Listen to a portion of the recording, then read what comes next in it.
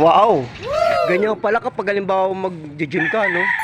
Siguro pag nag-gym ako, lalaki rin katawan ko, no? Oo naman kuya, lalaki yan. Basta ano lang, kumain ka ng kumain sa tamang oras. Saka huwag kang magpupuyat. Yes! Sama sa pag-gym at pagpupuyat at pag di kumain sa tamang oras, dapat Ah, ganun ba yun? tulog ka sa tanghali. Tsaka masyadong magpapano tayo, apekto sa mga tao. Sabi mo, Kailangan disiplinado ka. guma- Kung gusto mo talaga lumaki ang katawan mo, kailangan focus ka sa katawan mo. Tsaka iwasan mo yung mga bagay na nakasama sa'yo. Kagaya ng pag-iinom at pag-iyosi, bawal sa katawan yun kung nag-gym ka. Kasi pwede kang ma-atake tsaka ma-injury.